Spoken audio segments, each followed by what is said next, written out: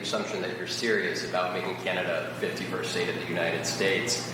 The leader of the Conservative Party in Canada said, under no circumstances will it ever be the 51st state. Maybe he won't win, but maybe he will. I don't. Point, you had suggested. Listen, I don't care what he says. But Sir Lopez, you said you were considering military force to acquire Panama and Greenland. Are you also considering military force to annex and acquire Canada? No, economic force, because Canada and the United States, that would really be something.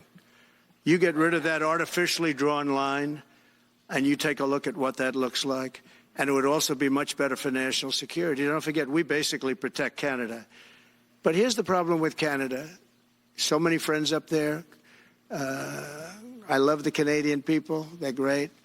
But we're spending hundreds of billions a year to protect it.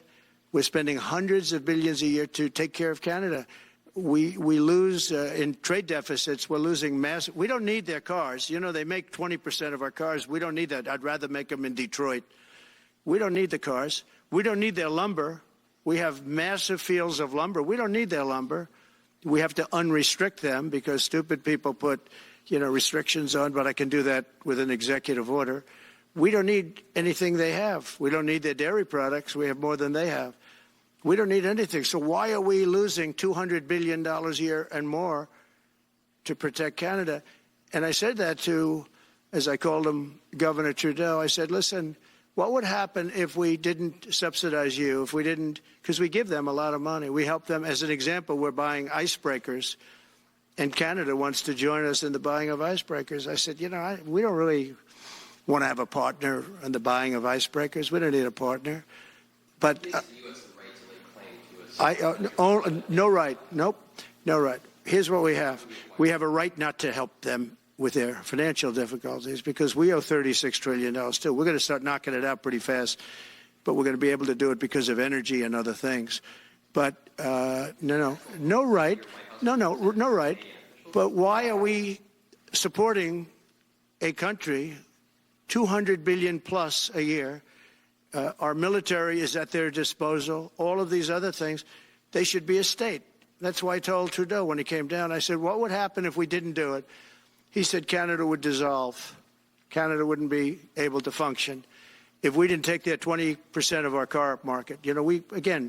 They send us hundreds of thousands of cars. They make a lot of money with that. They send us a lot of other things that we don't need. We don't need their cars, and we don't need the other products. We don't need their milk. We got a lot of milk.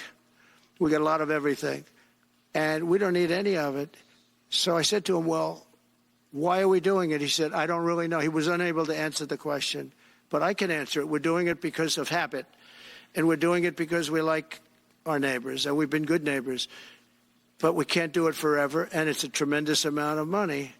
And why should we have a $200 billion deficit and add on to that many, many other things that we give them in terms of subsidy? And I said, that's okay to have if you're a state. But if you're another country, we don't want to have it. We're not going to have it with European Union either. European Union, we have a trade deficit of $350 billion. They don't take our cars. They don't take our farm product. They don't take anything. And so we're not going to have it with them either.